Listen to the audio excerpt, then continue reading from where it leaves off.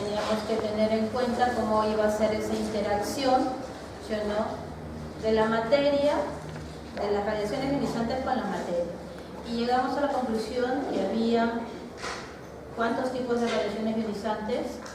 4. Radiación alfa, beta, gamma y rayos X. Entonces, a mí lo que me interesa estudiar en este caso es cómo es esa interacción, alfa, beta, gamma. Ya vimos la clase pasada, ya supimos cómo es cada una de ellas, interactúa directamente con quién, con núcleo, con el átomo en sí, con quiénes interactúan. La alfa con quién interactuaba.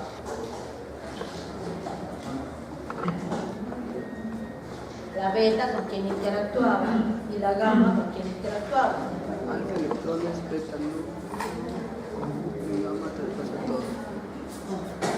¿Se acuerdan o no se acuerdan?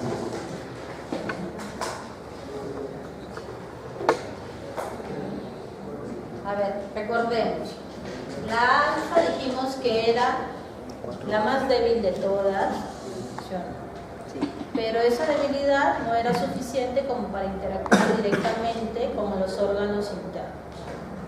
Entonces, ¿cómo era la ecuación de una interacción alfa? ¿Con quién tenía que ver? Con un átomo de helio, con un neutrino, con un positrón, con helio, ¿sí o no? Por lo tanto, siempre iba a ¿qué? A perder o a ganar un electrón, que iba a interactuar con ese electrón. ¿Ganaba un ion o perdía un ion?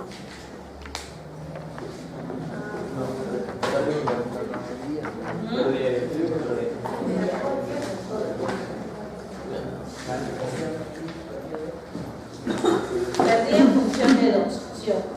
Ahora, la radiación beta, ¿qué tenía que ver la radiación beta? Se iba a formar, mediante aniquilación, un positrón o un electrón. Eso dependía de cómo iba a ser esta interacción directamente con el núcleo. Y luego venía la gamma, ¿sí o no? ¿Cómo era la gamma? Un electrón más. La más penetrante. De hecho es la más penetrante, pero ¿cómo iba a ser su ecuación? A ver, acuérdense de la ecuación. Yo les he dado una hoja, ¿dónde está la hoja que les di? 0,1. En la hoja que les di había varias ecuaciones. ¿Cómo interactúa? En la pregunta número 6, inclusive en la pregunta número 5, ¿cómo iba a ser una ecuación o una interacción gamma? Ya sabemos que hay una de las interacciones más fuertes. Va directamente hacia quién, hacia el núcleo o hacia los electrones. Núcleo. ¿Qué pasa con esta interacción gamma? ¿Qué es lo que desglosa? ¿Qué es más fácil quitarle ahí para que cambie toda la estructura de ese átomo? ¿Un electrón o un neutrón? Un neutrón. ¿Sí o no? Entonces, conocemos estas tres. Y luego vienen lo que vendría a ser rayos X, que fue lo último que estudiamos, al menos lo último que pudimos ver. ¿Qué son los rayos X? Son interacciones de fotones directamente con los electrones de una capa específica, que era la K, o de las capas que se encuentran en el último nivel. Ahora, vamos a estudiar específicamente ese tipo de interacción, pero para ello necesitamos conocer o repasar de nuevo esto. Hablamos también de lo que iba a ser cantidad, calidad, ¿sí o no?, de un flujo de rayos X. Y dijimos bien claro que la intensidad tiene que ver con la cantidad o la calidad. Cuando hablamos de MAS, ¿a qué nos estamos relacionando? A la cantidad. Y ese MAS es directamente proporcional a quién. Mientras yo más cantidad de fotones de rayos X estén otorgando? ¿Qué es lo que estoy dando? No más poder, mayor cabeza, mayor poder del electrón. Más KB, mayor poder. Pero yo estoy hablando de MAS. Mayor cantidad. Y si doy mayor cantidad, mayor radiación. Entonces, esto de cantidad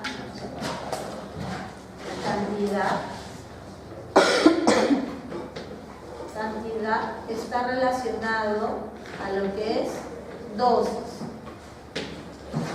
a lo que, o mejor dicho, a la exposición. ¿Está claro? Entonces, yo hablo de intensidad ya. Mi cabecita tiene que ir maquinándose, no. Está hablando de intensidad, mayor intensidad, de hecho, mayor dosis. Y esa dosis es muy relacionada con lo que es el MAS. Otra forma de ver también cantidad, ¿cuál va a ser? De estas 4 opciones que les estoy dando, ¿quién más cree que está relacionado a lo que vendría a ser cantidad?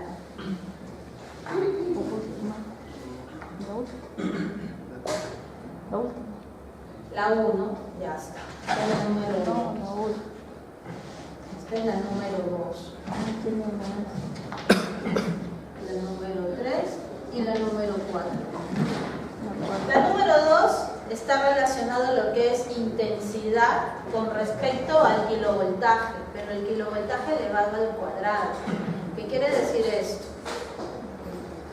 Que si yo, por ejemplo, tomo una radiografía de 40 kilovoltios por una extremidad y quiero subirle a 44 kilovoltios manteniendo el MAS, porque acá yo no tengo relación con el MAS, el simple hecho de yo haber subido 4 puntos la dosis, ¿cómo creen que va a alterarse? ¿Va a subir o va a bajar? Baja. Va a subir, ¿por qué? Porque esto está relacionado a lo que también vendría a ser cantidad.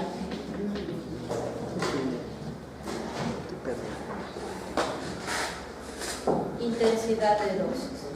Luego tengo intensidad con distancia. ¿Cómo creen que es esta relación de cantidad, calidad? Mayor distancia, más o menos. A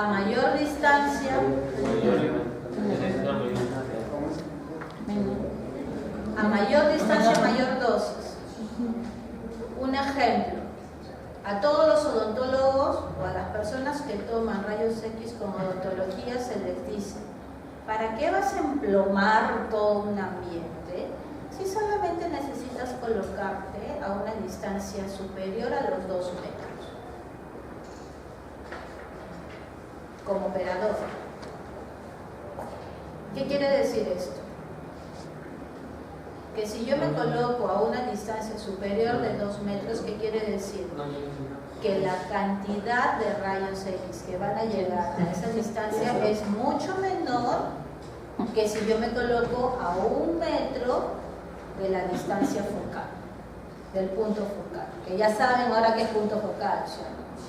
Entonces, como yo ya tengo ese parámetro, yo ya puedo decir: ah, perfecto, a mayor distancia, menor dosis.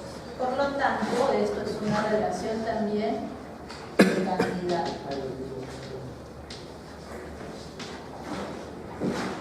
Y gracias a esta relación de cantidad, que está en función a las intensidades, viene la famosa ley del inverso del cuadrado de la distancia. Como sabemos que el MA o el MAS está relacionado a la dosis, podemos decir que la relación entre los MAS es inversamente proporcional a sus distancias elevadas al cuadrado. Y este vendría a ser mi famosa ley del inverso del cuadrado de la distancia.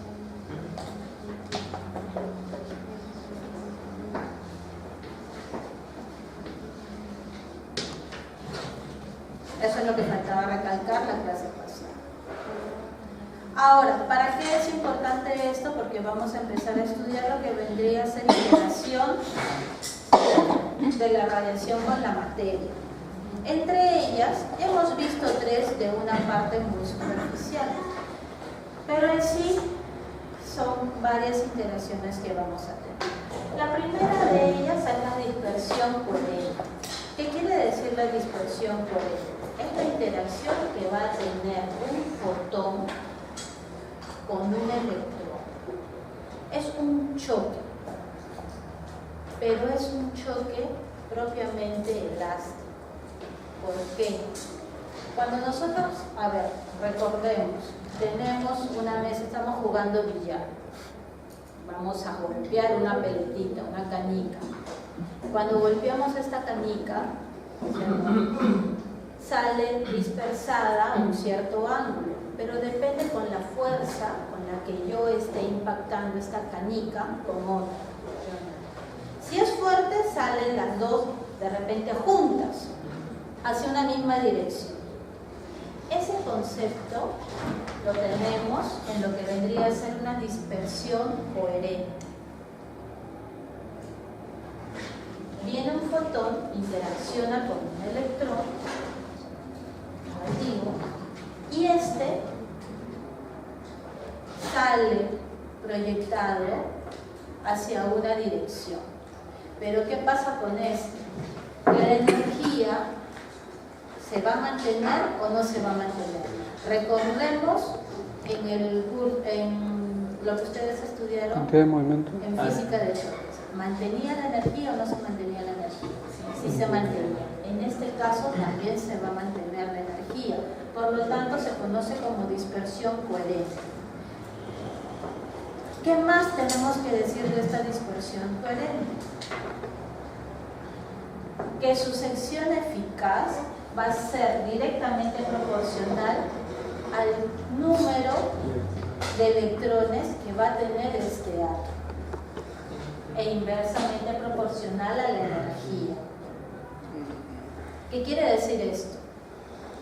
Me va a ser útil este tipo de dispersión coherente para lo que vendría a ser una toma o una imagen radiológica.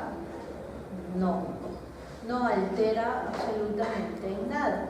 Se queda más bien en el cuerpo como si fuera una dosis, pero vagamente. No se puede considerar tanto como lo que vendría a ser una dispersión. ¿Tiene similitud a lo que vendría a ser dispersión Compton? Sí, mucha similitud. Pero, ¿cuál es la diferencia? Que esto es un choque plenamente elástico, mientras que la dispersión Compton es un choque inelástico. ¿Cómo es un choque inelástico? Las energías cambian, no se lo entiendo. Las energías cambian. Viene mi pelotita, imagínense que el fotón es una pelota, choca con una pelota que está quieta. ¿Está bien? Al chocarlo, va a salir un electrón reflectado o eyectado o dispersado, como lo encuentren en la bibliografía, y por el otro lado también voy a tener un fotón dispersado, ambos con un cierto ángulo.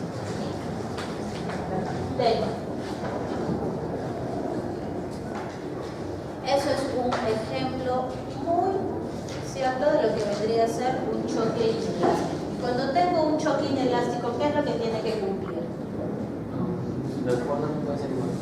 Energía antes del choque o inicial, ¿a qué tiene que ser igual? A la energía, la suma de todas las energías después del choque. ¿Está bien? Esa ecuación de sumatoria de energías lo estamos ya resumiendo lo que vendría a ser acá. Fotón inicial menos el fotón final, que vendría a ser mi dispersión o mi diferencia de fotones, es igual a la energía del electrón. ¿Por qué? Porque este electrón sí tiene masa, ¿sí o no? Tiene una longitud de onda. Por lo tanto, la energía, ¿a qué va a ser igual? Mi constante de Planck entre la masa del electrón por la velocidad de la luz. ¿sí o no? Multiplicado por qué? Por el ángulo de deflexión que voy a tener. Teta 1 menos coseno. Si nos damos cuenta, estamos estudiándolo, esta parte de acá, que vendría a ser física nuclear, basándonos en qué, lo que vendría a ser un concepto de choques, de física 1, pero no puedo alterar la naturaleza que va a tener cada una de estas partículas.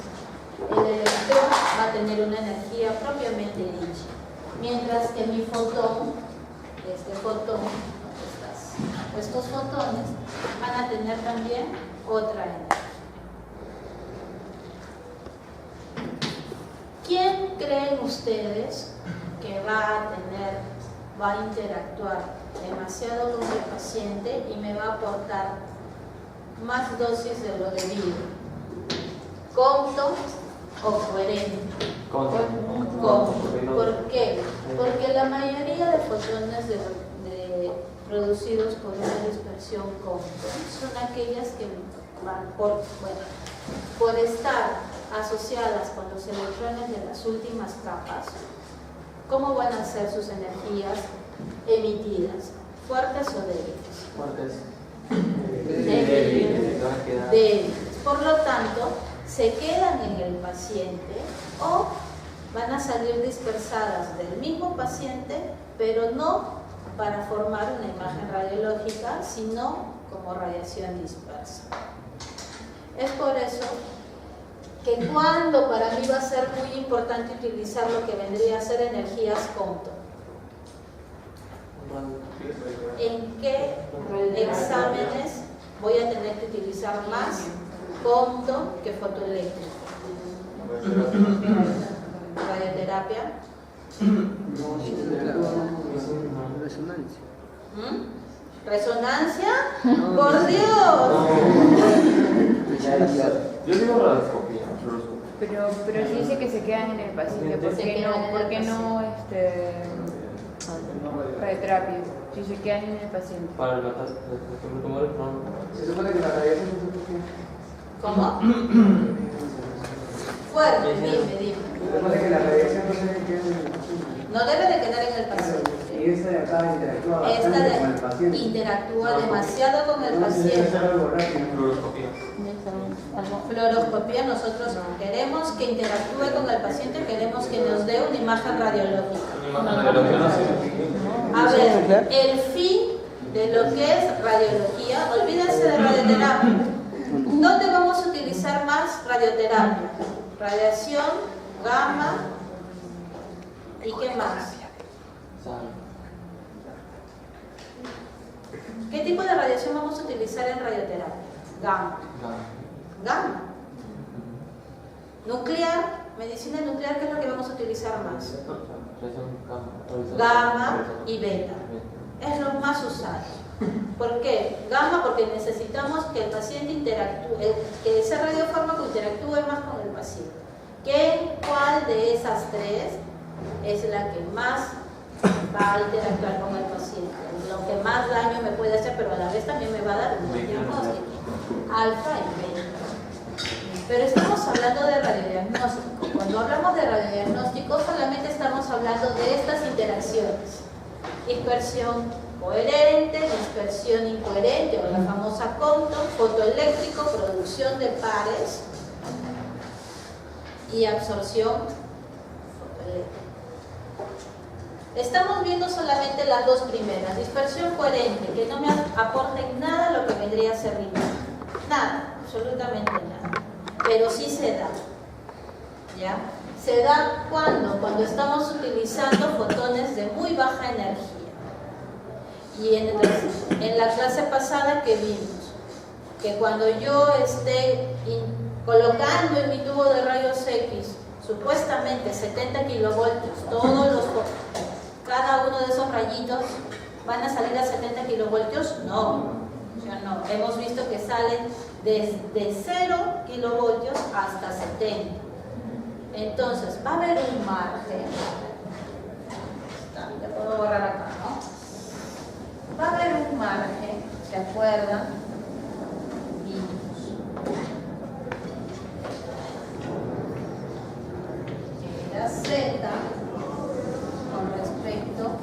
a la energía. Y por cada Z que había,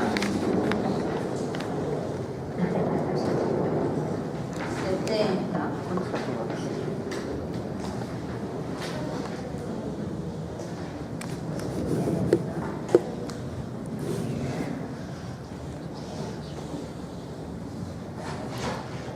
¿sí o no? Había un gráfico así, que por cada Z, vamos a suponer acá tengo 40, acá tengo 60 y acá tengo 70. Que por cada Z el espectro me iba a cambiar, ¿sí o no? ¿Qué es lo que estamos diciendo acá? La dispersión coherente va a ser un rango tan pequeño, vamos a decir así, dispersión coherente, que van a salir de una interacción de un fotón con el electrón. Pero esa dispersión se va a dar para energías muy bajitas. No me aporta en nada a la imagen radiológica. ¿Interactúa con el paciente? Sí. ¿Me va a dar una dosis quizás al paciente? Puede ser. ¿Por qué? Porque las radiaciones interactúan hasta el medio ambiente. Por lo tanto, esto se puede quedar inclusive en el mismo área. Luego tenemos Compton. ¿Qué dijimos? ¿Interactúa con el paciente? Sí, a mayor cantidad. Ahí está. Toda esta cantidad la que interactúa con el paciente. ¿A qué energía se va a dar? Menores energías también. ¿Qué exámenes radiológicos ustedes utilizan muy bajas energías? ¿Qué exámenes radiológicos? No estoy hablando de medicina nuclear, ya les he dicho. Hagan un cierre lo que es medicina nuclear y radioterapia. Concéntrense en radiodiagnóstico. Dental utiliza 70 kilovoltios. Panorámica dental utiliza entre 70, 65 hasta 80 kilovoltios, dependiendo del tipo de equipo que es. Mamografía, colon. Mamo utiliza bastante lo que vendría a ser Compton. ¿Por qué? Porque estamos utilizando fotones de muy baja energía. ¿Va a interactuar con la materia? Sí, pero por ser un tejido sumamente glandular y por la forma como tenemos que colocar la mama en una posición específica que es una compresión total, la Compton es muy favorable para que ocurra este tipo de interacciones. Es la que más me aporta lo que vendría a ser una imagen radiológica, pero es la única. ¿Cuántas otras técnicas tenemos en radiodiagnóstico? Tenemos la general, dental, fluoroscopía, intervencionismo, tomografía, litotricia. Todas esas van a estar en lo que vendría a ser mi otra interacción, que es el fotoeléctrico. ¿Por qué? Porque cuando presenta mayor probabilidad el efecto Compton va a depender entonces de sus capas externas. Hemos dicho, si la interacción Compton solamente se va a dar en las últimas capas, los electrones de las últimas capas. Por lo tanto, va a aumentar la energía del rayos X cuando el electrón, con los electrones que tengan enlaces de X. Cuando mayor será la penetración, pero no aporta un beneficio radiológico. Solamente me aporta ¿qué? Radiación dispersa y dosis al paciente. ¿Qué es lo que ustedes tienen que evitar? Eso, ¿sí o no? A mayor Compton me va a producir menor efecto fotoeléctrico y lo tenemos acá. Todos estos electrones que están aquí, o mejor dicho, toda esta área es específicamente de Compton. Esta pequeña área que tenemos acá es fotoeléctrica. Si unimos lo que vendría a ser dispersión coherente con Compton, solamente para este espectro, ¿quién tiene mayor probabilidad de producir? Compton. Mientras mayor Compton haya, menor va a ser el efecto fotoeléctrico que se produzca. ¿Se entendió? Y eso va a ser para todo Z que utilicemos como ánodo. ¿Está bien?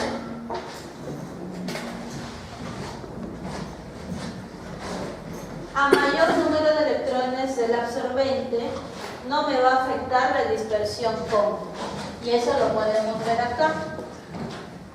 A medida que nosotros estemos aumentando el número Z, dependiendo también de la filtración que estemos utilizando, va a haber menor número de fotones con baja energía. Por lo tanto, ¿qué me quiere decir eso? Que no va a haber muchos fotones cóncavos.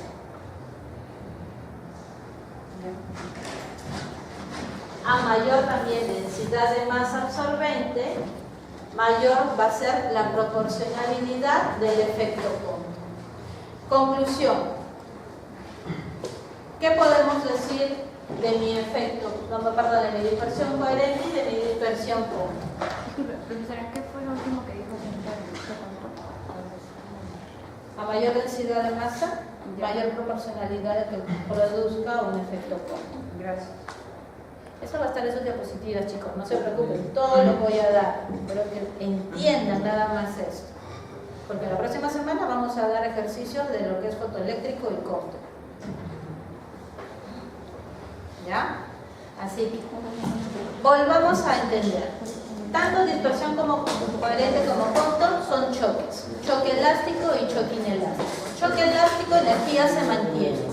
Pero no produce interacción con la imagen. Por ser energías tan débiles, tampoco me va a aportar mucho a lo que vendría a ser una dosis. Se va a estar presente, sí, pero no en mayores cantidades. Compton sí es un poco más energético, por lo tanto me va a aportar mayor dosis al paciente. Al tener mayor dosis al paciente me va a dar ¿qué? Mayor radiación dispersa. ¿A nosotros nos conviene eso como operadores? No, por lo tanto yo tengo que evitar este costo. ¿Cómo puedo evitar entonces un efecto Compton?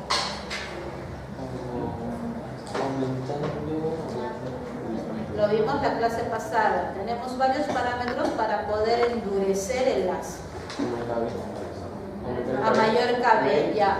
Pero aumento el KB, es muy parecido a esto. Aumento el KB, aumento la cantidad de fotones. ¿Qué es lo que tengo que hacer? Yo tengo que eliminar eso. Así. Filtros. Los filtros van a hacer que estos desaparezcan.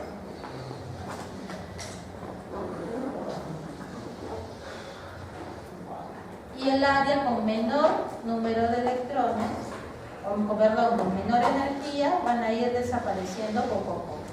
Por lo tanto, el Compton, para evitar Compton, le tengo que colocar un poco más de filtro al tubo, pero tampoco le voy a poner un filtro enorme, tiene que ser un filtro considerable. ¿Para qué? Para que mantenga ese equilibrio. Ya lo borramos. De intensidad con kilovoltaje, para que me dé una cantidad necesaria y pueda interactuar con mi paciente. ¿Qué otro efecto también tenemos? Que lo vimos la clase pasada, pero ahora lo vamos a estudiar un poquito más. El efecto fotoeléctrico. ¿Qué capa es esta? La primera capa que está después del núcleo, la famosa capa Kappa. ¿Sí o no? El efecto fotoeléctrico es aquel que va a interactuar directamente con la capa Kappa. ¿Qué quiere decir esto? Va a venir un fotón y este atrevido va a venir y va a interactuar directamente, va a interactuar directamente con este electrón.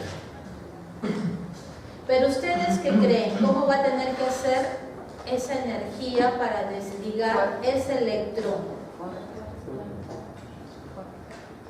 Fuerte. ¿Por qué tiene que ser fuerte? Porque este electrón está muy ligado, está muy entremezclado con el núcleo. Necesito una una energía de ligadura enorme. Para desprenderlo, este fotón tiene que ser muy energético. Por lo tanto, cuando interacciona con el electrón, me va a salir un fotoelectrón. Salir un fotoelectrón.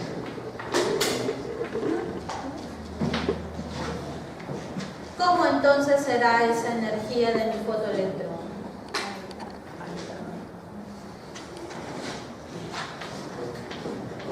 Energía inicial, ¿a qué va a ser igual?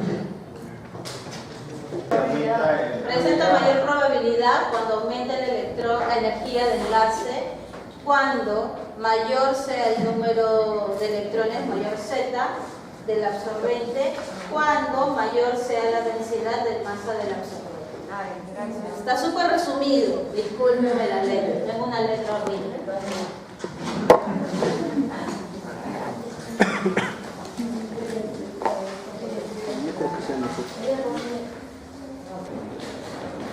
Compton no alterada. ¿Cómo que no alterada? Cambia su energía, o sea, no va a mantenerse igual. La energía de este fotón incidente no va a ser igual a la energía de este fotón dispersado. La energía va a variar. Pero sabemos muy bien que las energías siempre se tienen que conservar. Por lo tanto, si está perdiendo energía por parte de este fotón, el electrón también va a alterar su energía. Es por eso que decimos que la suma de las energías antes del choque tiene que ser igual a la sumatoria de energía después del choque, porque mediante eso se mantiene. Lo que no debe de cambiar es que la naturaleza de cada una de estas proporciones, por ejemplo, el fotón tiene masa, no tiene masa, pero sí tiene energía, por lo tanto yo lo debo de considerar como si fuera la energía del fotón. El electrón sí tiene masa, por lo tanto la energía va a ir en función de la energía de Planck. ¿Se acuerdan que estudiamos la energía de Planck la clase pasada? ¿A qué es igual la energía? En función a la constante de Planck por la masa y la velocidad de la luz. ¿Por qué? Porque eso se tiene que observar. ¿Está bien? O sea, la fórmula como física 1 se mantiene. Energía inicial igual a energía final. Pero lo que sí tenemos que tener en cuenta es su naturaleza, tanto del electrón como del fotón. Ahora, como bien lo dijimos, el efecto fotoeléctrico va a predominar la interacción directamente con el electrón que se encuentra en la capa K, por ser más energético. ¿Se pueden dar en otras capas? Sí, pero de hecho prevalece lo que es la capa K.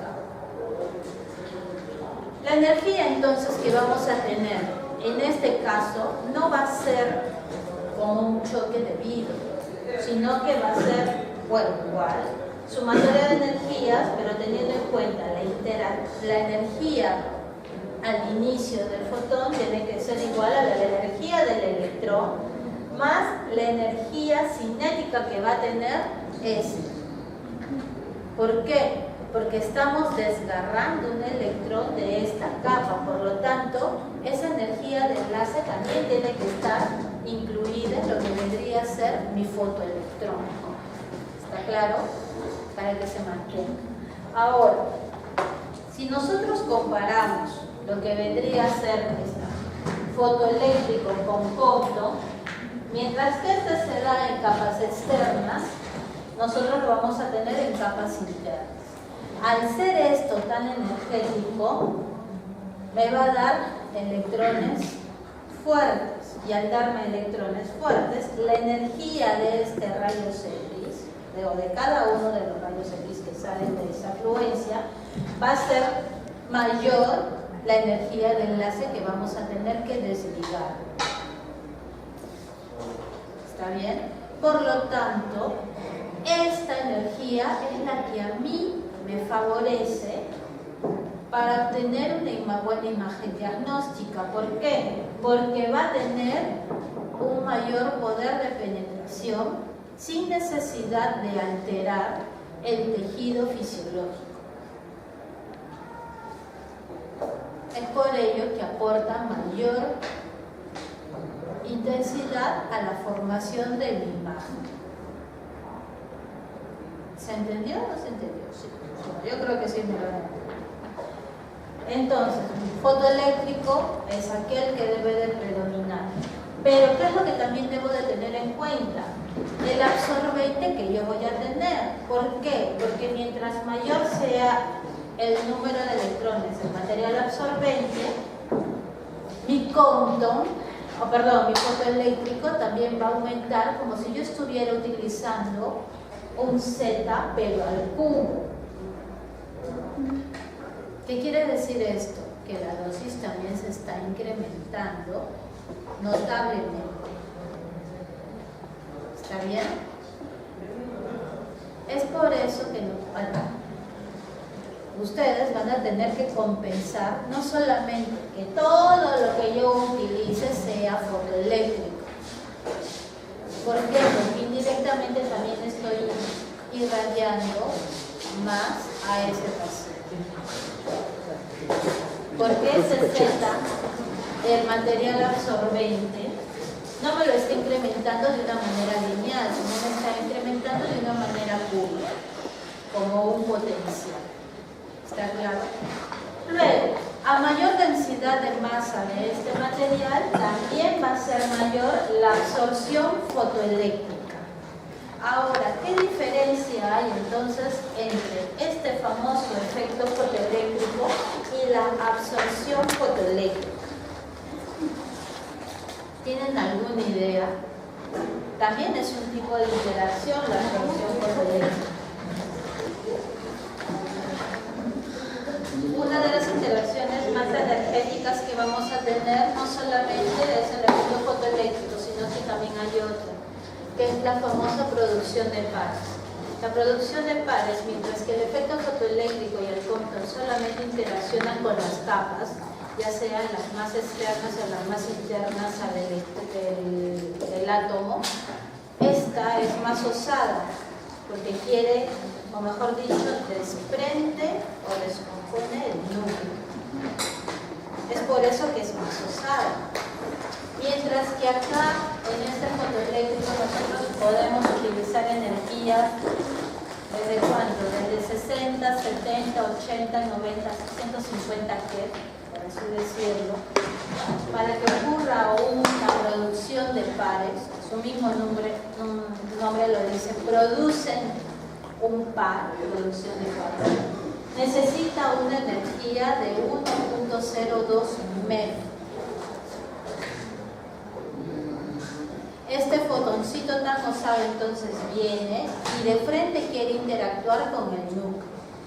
Al impactar con el núcleo, ya sea de una manera directa o en algunos casos hasta llega a rozarlo, pero va de frente al núcleo, ¿qué es lo que va a hacer? Va a producir dos partículas. Una de ellas, electrón, y la otra, un positrón. Cada una de ellas va a tener una energía propiamente dada. ¿Por qué?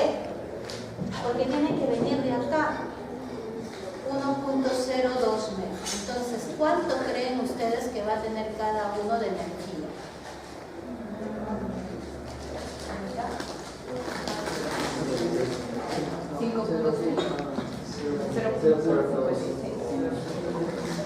¿0.55? 0,56.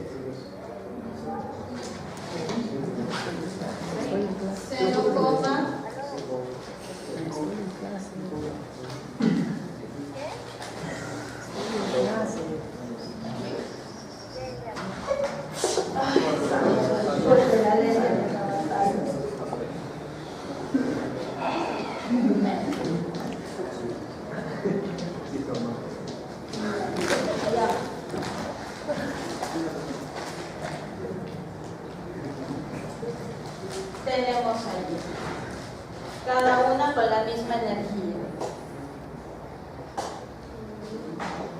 ¿Ya? Eso es lo que me produce una producción de pares. Ahora, al ser energética, ¿vamos a utilizarla en lo que vendría a ser diagnóstico médico?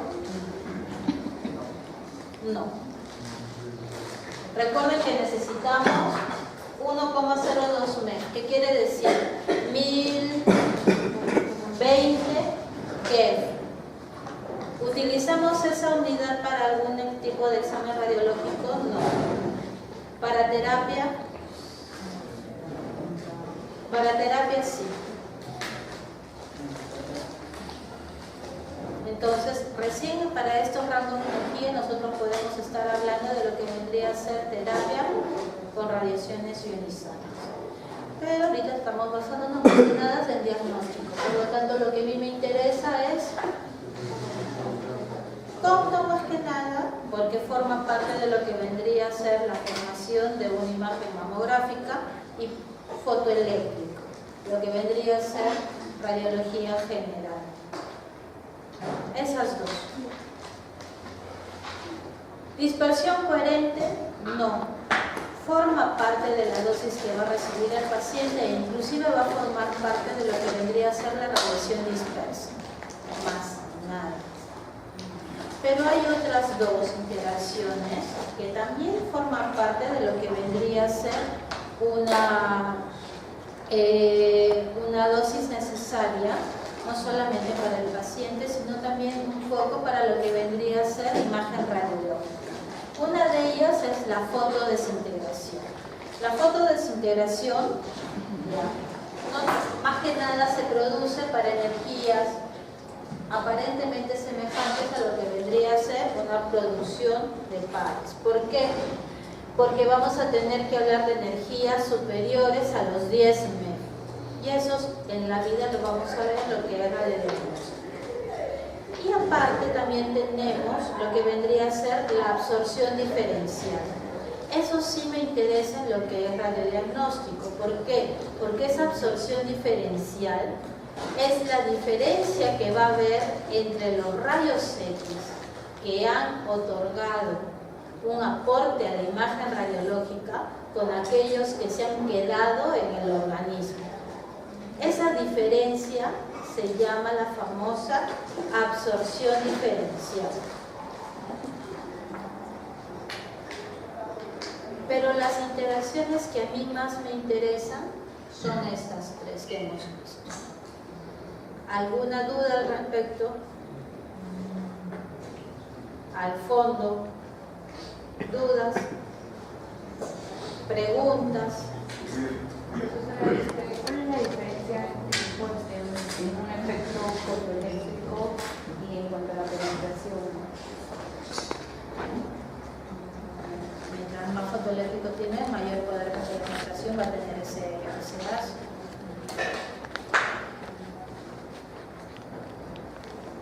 Preguntas. Con un equipo de radios, yo al colocarle el KB y el MS voy a producir todas estas energías. Todas. Tú vas a producir 3. De hecho, vas a producir 3. Vas a producir fotoeléctrico. Vas a producir cóndor. Y en una muy mínima escala, que es por eso que vas a tener que utilizar tus filtros para poder evitar la famosa absorción coherente. Coherencia. Coherente. Absorción. Absorción punto o dispersión punto, como quieran llamarlo, y efecto fotoeléctrico. Específicamente para lo que es radiodiagnóstico son estas tres. Esta no la puedes evitar, ¿ya? Y estas dos siempre se van a producir. Una en menor escala que la otra, dependiendo del tipo de kilovoltaje que vas a utilizar. Porque si vas a utilizar kilovoltajes bajos, como para las articulaciones, por así decirlo, va a predominar más el Compton que el fotoeléctrico. Si vas a utilizar kilovoltajes altos, por ejemplo, para irradiar una pelvis, una cadera, fotoeléctrico va a predominar, que es más energético, pero siempre va a tener alcohol. ¿Por qué? Porque cuando nosotros interactuamos, ¿se acuerdan de la clase pasada? Teníamos el núcleo, ¿sí? Y teníamos varios electrones, así, diferentes capas. ¿Ustedes qué creen? ¿Que cuando están colocando en su consola 70 KB con 10 mAh solamente va a salir un fotón? No, me sale una afluencia, me sale una cantidad. ¿Qué quiere decir esto? Que en el ánodo, ¿qué es lo que ha pasado? Varios de esos electrones que han salido de tu copa de enfoque, ¿sí o no?, han interactuado con el blanco. ¿Qué quiere decir? Que esos electrones han venido acá y han chocado con este de la última capa. Algunos han venido y han chocado acá, otros han venido acá y otros directamente han venido y han querido llegar al núcleo mismo del blanco. ¿Entiendes? Entonces, cada uno de ellos me va a aportar una energía, pero esas energías son completamente diferentes unas de las otras. ¿Por qué? Porque uno es producto de una producción de pares muy mínima. ¿Por qué? Porque necesito una energía de 1,02 metros. Yo le he puesto ¿cuánto? 70, entonces no voy a tener ninguna que llegue aquí. Pero sí van a haber algunas que van a chocar con mi capa K, L, M, N y así sucesivamente. Y cada una de esas interacciones me van a producir fotones de diversas energías. ¿Se entendió? Es por eso que cuando vimos la clase pasada, mi espectro, ¿se acuerdan que hablábamos de espectro? ¿Qué quiere decir? Que cada uno de estos va a tener una energía propiamente dicha. Y esa energía con la que está saliendo va a interactuar con tu paciente, o va a interactuar con todo lo que se encuentra a su alrededor. Es ahí donde sale lo que es imagen radiológica y radiación en distancia. ¿Está claro? ¿Preguntas ya para terminar? O sea, lo que incide sobre el ejercicio son los fotones que el cuerpo, no es la radiación, son los fotones. Los fotones que están interactuando. Volvemos a decir. Ahora sí puedo borrar todo. Tú tienes tu filamento, ¿sí o no? Y luego viene tu copa de enfoque, ¿sí o no? Perdón, tu blanco. Tu blanco se supone que tiene que ser de un material. En este caso, tungsteno o wolframio. Tungsteno.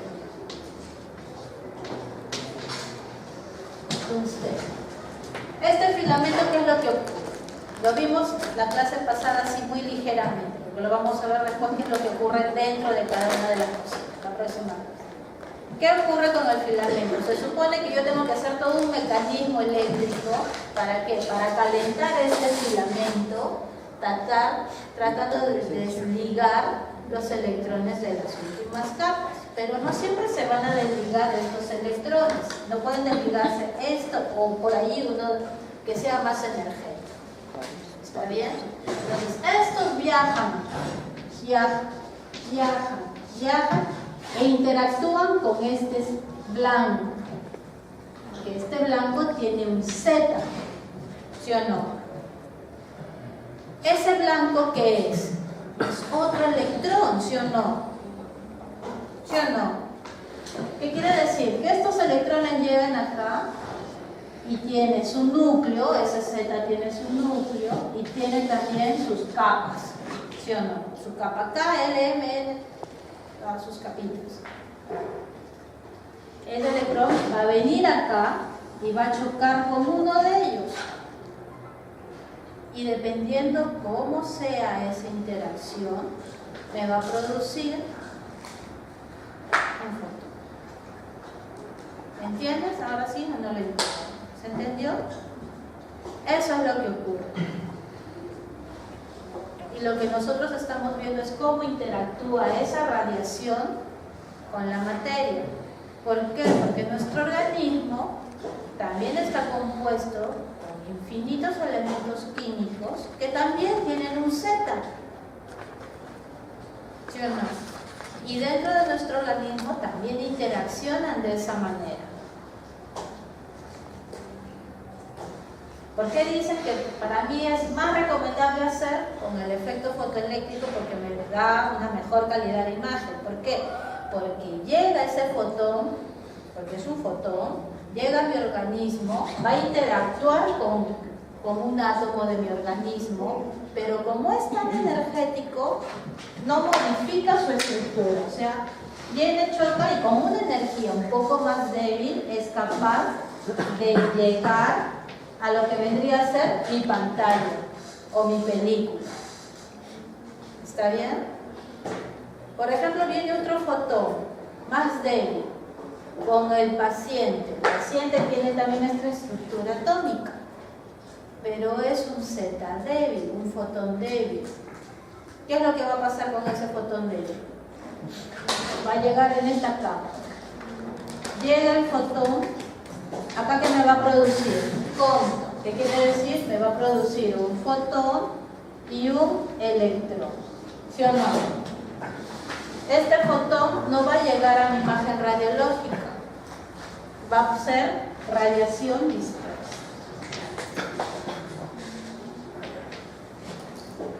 Y este electrón, ¿qué es lo que va a pasar? Va a interaccionar con otro Z dentro de mi organismo. ¿Y qué es lo que me va a formar? Un radical libre. ¿Sí o no? Como seres humanos, los radicales libres aportan a nuestra salud, no aportan nada. Entonces eso es lo que nosotros tenemos que evitar, que este electrón forme un radical libre dentro de nosotros. Esa es la famosa teoría de la radiación ionizantes, cómo interactúan con la...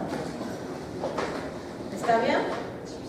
Es toda una cadena y nosotros tenemos que reconocer por eso qué es lo que va a ocurrir si este interactúa con otro o interactúa con otro. ¿Por qué? Porque todos tenemos este famoso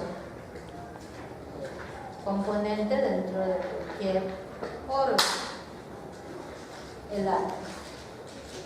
¿Está bien? Entonces, pasamos a resolver los problemitas. A ver, ¿cuál será la frecuencia que tendrá un fotón cuya energía es 70 keV y 28 keV? La energía de un fotón, ¿a qué vendría a ser igual?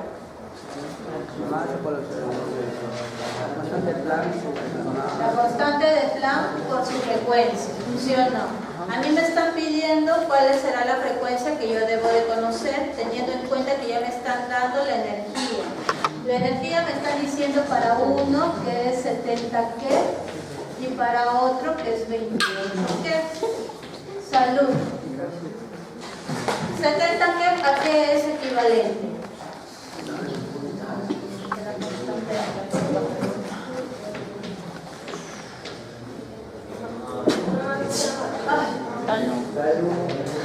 La constante de Planck, ¿a cuánto es igual?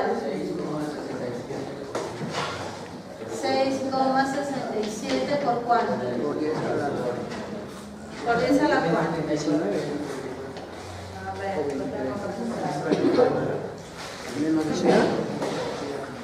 no lo tengo. ¿Cuánto?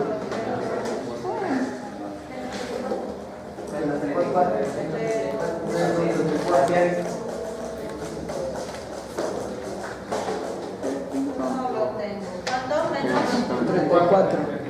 menos 34, ¿qué? J. Multiplicado por JS. multiplicado por la frecuencia. Pero joules, ¿a qué es igual?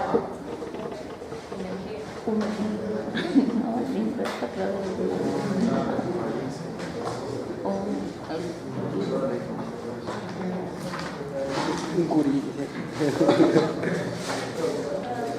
1,2.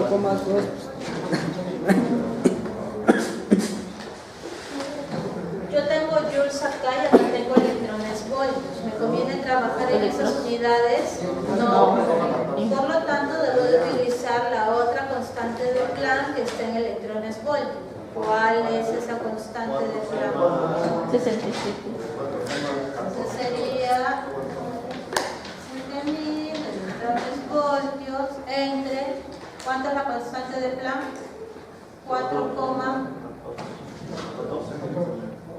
67.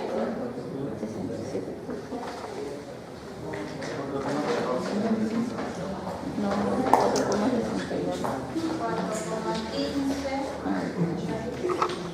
por 10 a la menos 15 electrones voltios, y esto es igual a mi frecuencia. ¿Cuánto me sale la frecuencia para 70 Hz?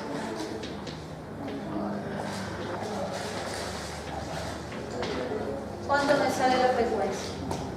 Multiplíquenlo, por favor, que no tengo.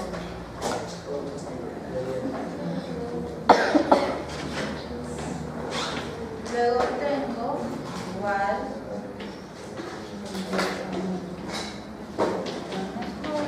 es igual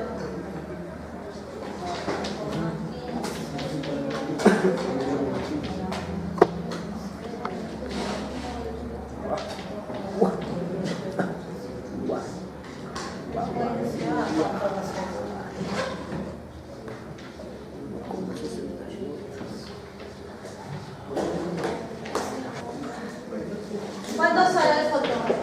La frecuencia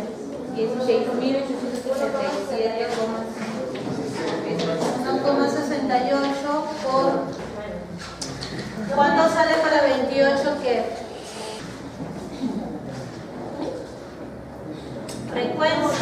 Frecuencia, ¿sí o no? ¿Se acuerdan del concepto de la clase pasada? A mayor frecuencia,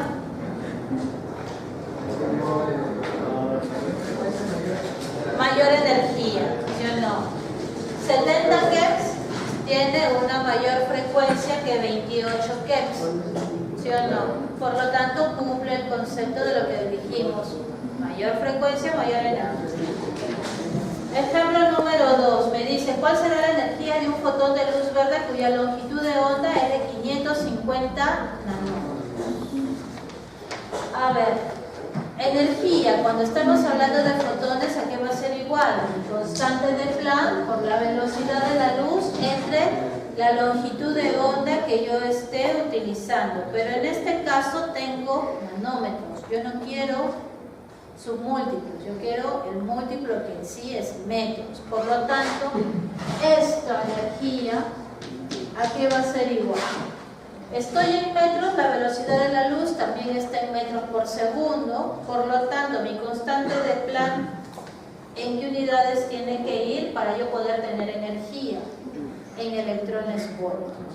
Recuerde, estamos hablando de fenómenos nucleares. El electrón voltio es la unidad fundamental. Si estamos hablando de física clásica, energía yo ya la puedo poner en joules. En estos fenómenos, para mí la energía es electrones voltios. ¿Está bien?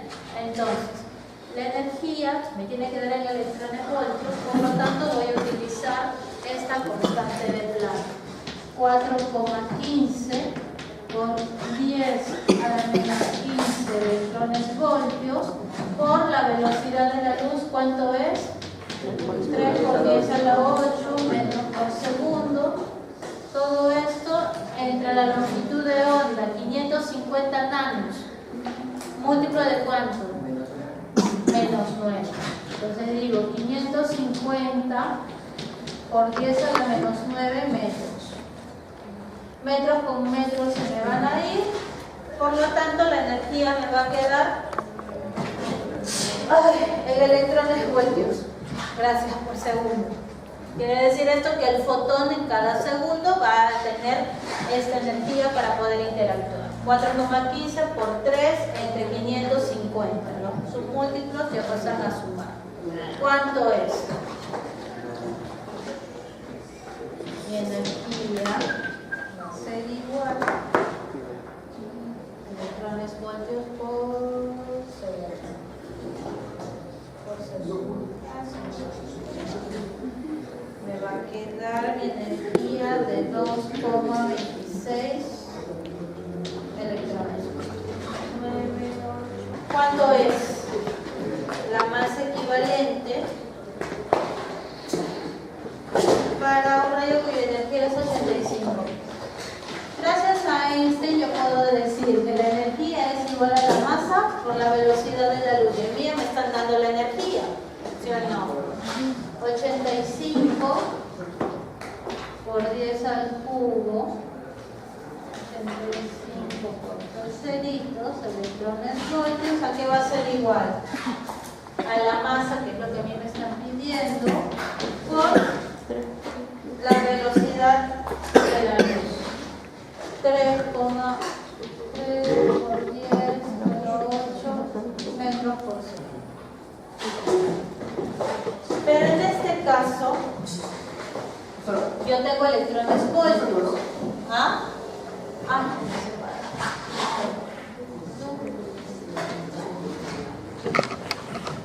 Pero yo acá tengo electrones voltios. Hago la conversión. Ahora sí tengo que hacer la conversión en joules. ¿Cuánto es? Todo un campo, compañeros. La masa, ¿a qué va a ser igual?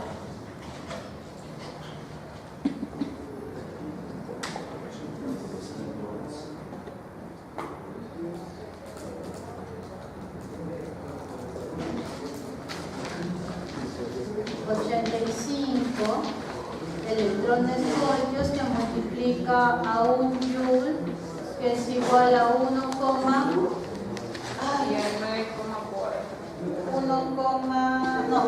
6,24 por 10 a la 18 electrones voltios. Todo esto entre 3 por 10 a la 8 metros por segundo al cuadrado.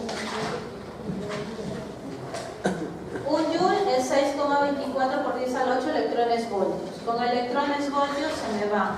Plan, plan. Joules, ¿en qué unidades va a estar? Unidades básicas. Kilogramo, ¿por qué más? Metro cuadrado, segundo cuadrado, ¿sí o no? Entonces, aquí me va a quedar así.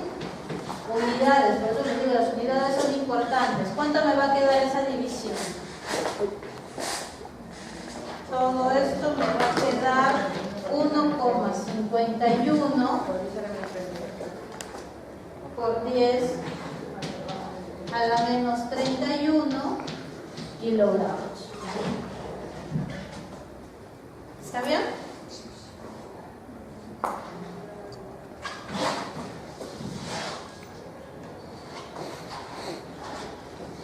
Luego viene la número 4.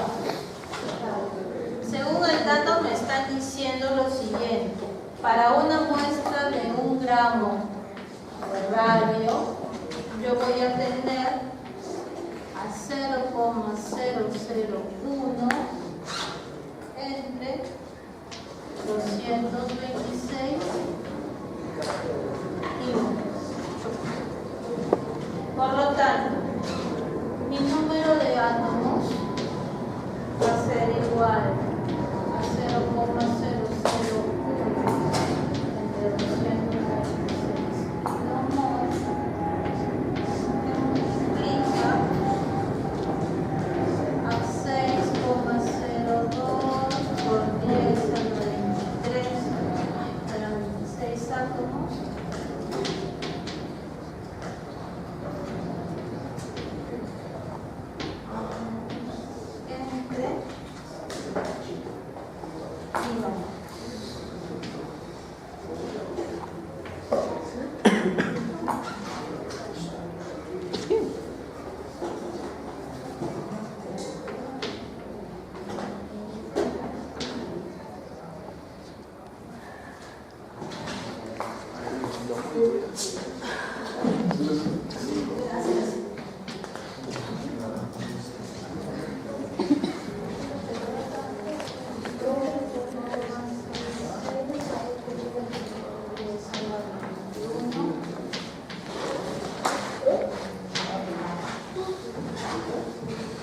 A ver, la relación que me está dando según el ejercicio es que el peso atómico del radio es de 226 kilogramos por mol.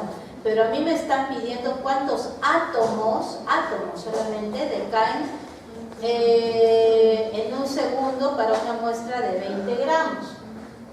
Entonces nosotros estamos haciendo aquí la conversión, que por un gramo, solamente por un gramo ya de radio, yo voy a tener esta relación de gramos en función de sus moles.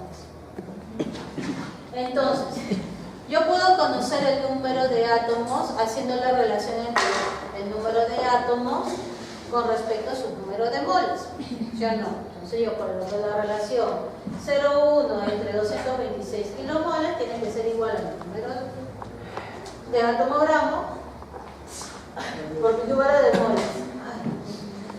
Relación, multiplico todo esto y me va a salir que mi número de átomos es de 2,66 por 10 a la 21 átomos. Aquí ya tengo mi número de átomos.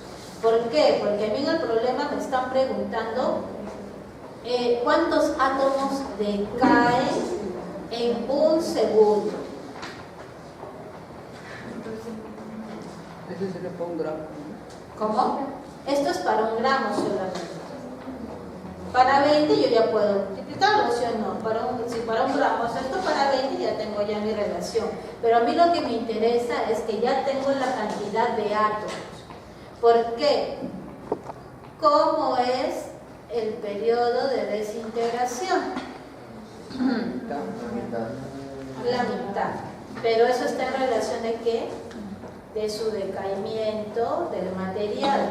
Por algo me están diciendo aquí que la vida media del radio es de 1,63 por 10 a las 3 años. Entonces yo tengo que hallar mi número de desintegraciones para saber cuánto decae en un segundo. ¿Sí o no? Porque eso es lo que me están preguntando. Entonces, mi constante de decaimiento aquí va a ser igual a 0,693 por el periodo de vida media. ¿Sí o no? ¿Hasta aquí estamos bien? Sí. Entonces, mi periodo de vida media, ¿qué es lo que me está diciendo? El problema, ¿cuánto es? 163, 1,63 por 10 a la 3 años. Pero a mí me lo están dando aquí en años. Yo no lo quiero en años. Yo lo quiero en segundos. No aparece. Ahí está. 3,156 por 10 a las 7 segundos. Revísenlo por favor porque lo he hecho con el celular que yo no lo confío. Entre años con años se me van a ir. Hago mi operación y me sale que mi periodo de semidesintegración es de 1,36 por 10 a la menos 11 segundos a la menos 1. ¿Para qué me va a servir eso? Para hallar cuántos átomos han decaído en este periodo. ¿Cómo hago eso?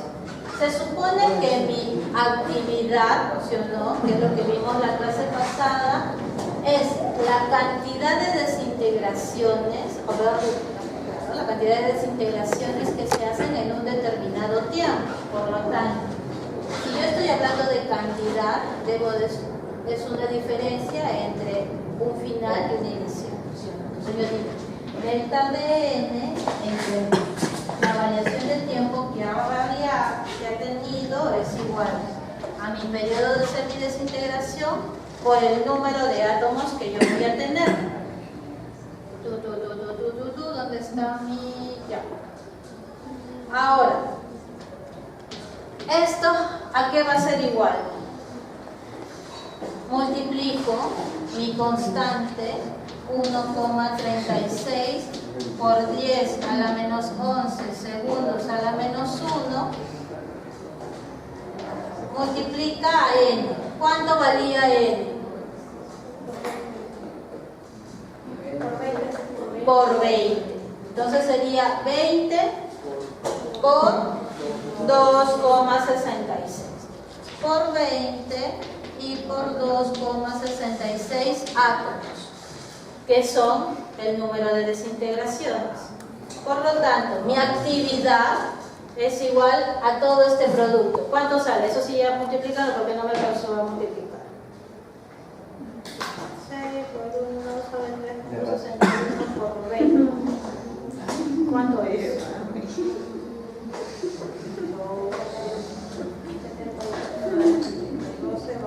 72, ¿no?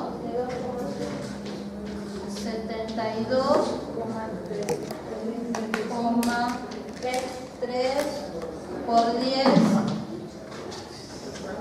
a la 11, ¿no? A la 11 desintegraciones por segundo. A la ¿A la 10 o a la 11? A la 10. A la 10. Sí, multiplícalo de verdad porque esa parte yo ya no la llevé a hacer. ¿Se entendió? ¿No sería la menos 10? ¿Por qué la 10? No. Menos 11 por 20. ¿Cuánto sale? No, pero 10 a la 10. 10 a la 11. No, a 10. Está bien.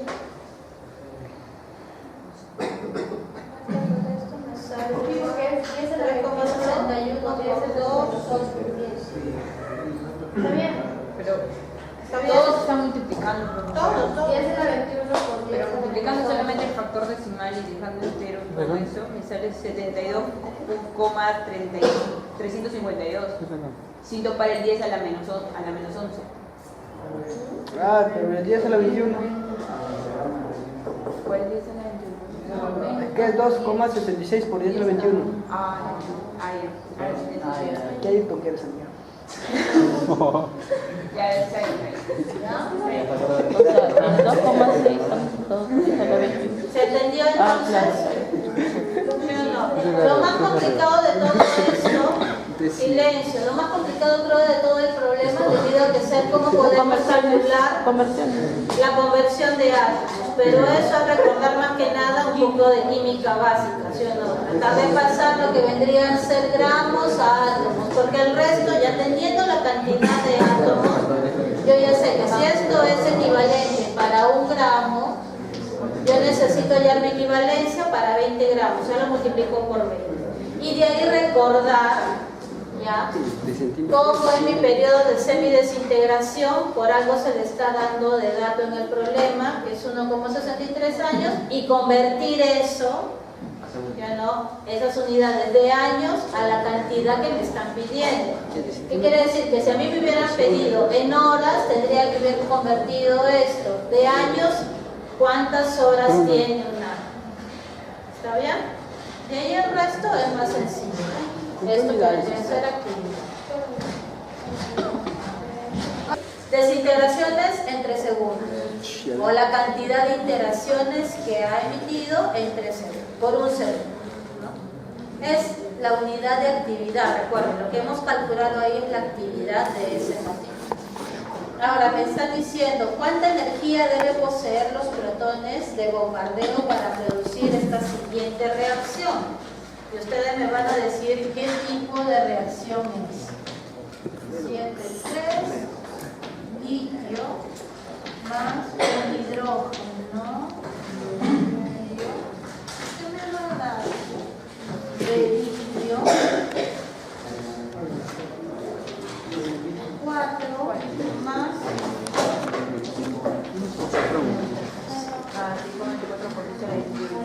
alfa, beta o gamma. Alfa, beta o gamma. Gamma. Recuerden que me está dando un neutrón. ¿Qué quiere decir? Que ese neutrón se ha desprendido del núcleo. ¿Sí o no? ¿Cuál de las 3 interacciones me desprende un neutrón del núcleo directamente? Gamma. ¿Ya? ¿Han visto? No necesitan ser genios para decir las interacciones. Sí. ¿Qué es lo que tengo que tener acá? Me están pidiendo cuánta energía deben de poseer los protones para que ocurra esto. ¿Qué es lo que debo de tener en cuenta acá? Se supone que estos son mis reactivos.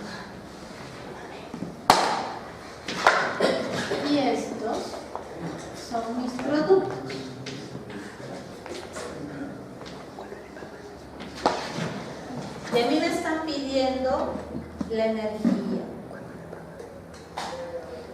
¿Qué es lo que debo de tener en cuenta?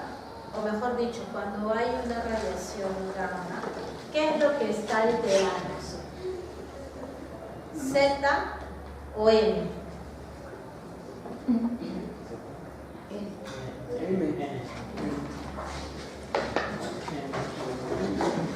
3, 1, 4, 0. ¿Qué es lo que se está alterando?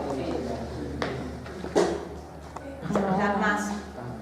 Ah, ¿se acuerdan cómo sale la ecuación? ¿Han revisado sus diapositivas? No. Sí, ayer. Disculpa. Sí, no, mira.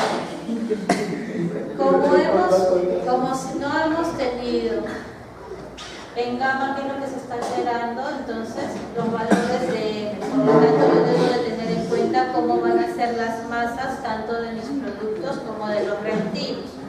Ahora, para el litio, yo tengo 3 masas del electrón. Entonces, yo voy a tener que para el litio va a ser su masa de 7,016, porque esto comprende a 3 masas de electrón.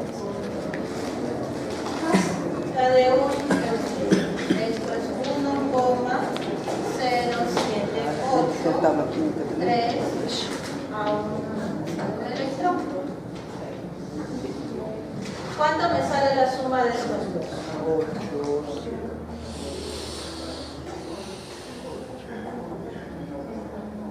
No.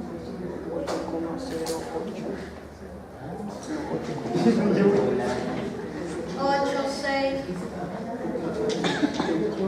12, bueno, 7, 8, 9, 0, 8.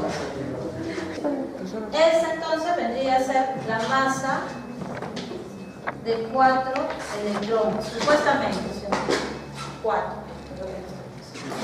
Esto es de mis reactivos. Ahora de mis productos. De mis productos me están diciendo que tengo 4 para el berilio y el del neutrón. ¿Sí o no? Berilio y neutrón. Entonces, para el berilio yo voy a tener esto. También. Vamos a ponerlo. R de reactivos y vamos a poner lo del producto. Productos me dicen que es 7,016 y de mi neutrón son de 4. Y de mi neutrón es 1,00866, que es del neutrón. Su energía de enlace que va a tener. ¿Cuánto es la suma de todo esto? ¿Sus energías son iguales? No. ¿Cuánto es la diferencia de energía que va a tener allí? 8,0943 menos 8,02424. ¿Cuántos sale? Esto podríamos decir que es la energía que se necesita o que se ha necesitado para poder arrancar ese neutrón. ¿Por qué? Porque se supone que esta ecuación tiene que estar balanceada, ¿sí o no? Pero nos estamos dando cuenta que en función a las cantidades cada uno que ha tenido de sus masas, no ha habido una similitud. Por lo tanto, esa es la energía en sí que se ha tenido que desprender. ¿Ya? Esta es el número 4. Y la última, que creo que van a tener también problemas para desarrollarlo, vendría a ser la 6.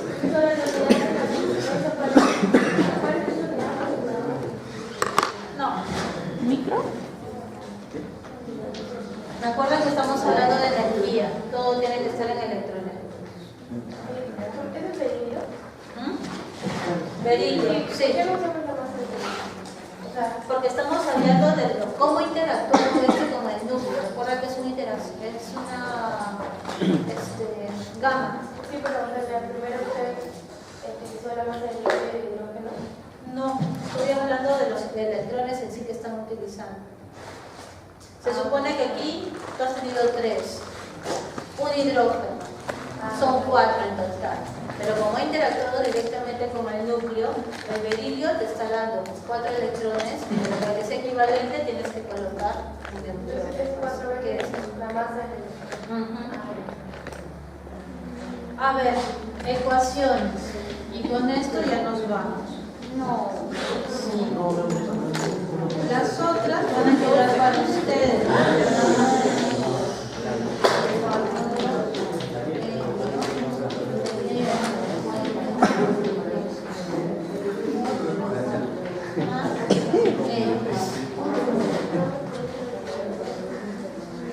Desde el momento que ponemos helio y se están desprendiendo electrones en par, ¿qué tipo de ecuaciones?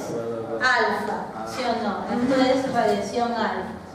Por lo tanto, ¿cómo va a ser el elemento resultante? O mejor dicho, el producto. Se supone que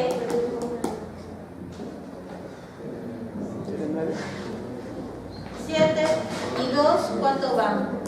9. Yo tengo aquí 8. Un hidrógeno, ¿pero de cuánto? Otro color. Más un hidrógeno. ¿Y arriba cuánto va? 1 también. ¿Está bien? ¿Se entendió o no se entendió? Luego me dicen que tengo berilio. Silencio. Están tan risueños. La próxima clase van a salir ustedes a resolver. Listo, Jorge. Yo de nuevo voy a hacer carbono 6 más X.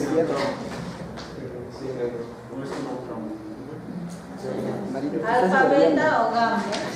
Están guerreando. ¿Por qué gamma? Porque cambia el neutrón sería del X. Neutrón.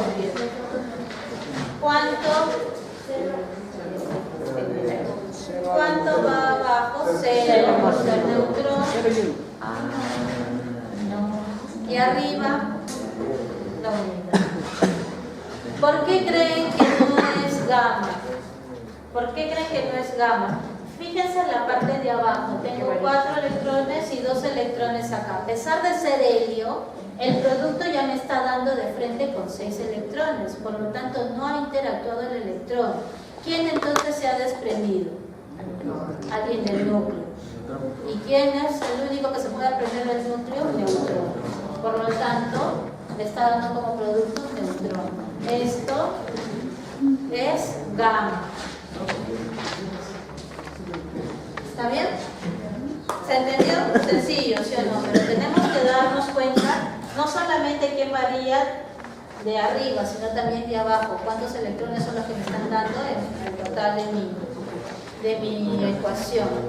Y la última, me dicen que tengo fósforo,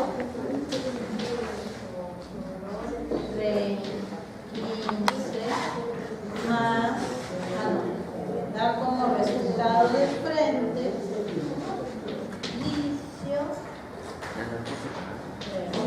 14 más X. ¿Cuánto vale ese X?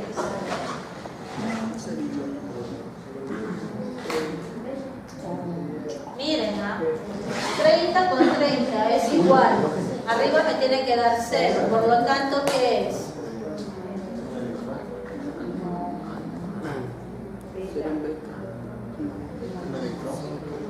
Un electrón.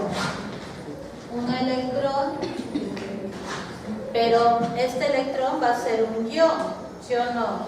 Fíjense, si acá tengo 15 y acá tengo 14, positivo o negativo, positivo. Por lo tanto, ¿qué es? ¿Positrón o electrón? Positrón. ¿Qué tipo de radiación es? ¿Alfa, beta o gamma? desintegración beta positiva. ¿Está entendido?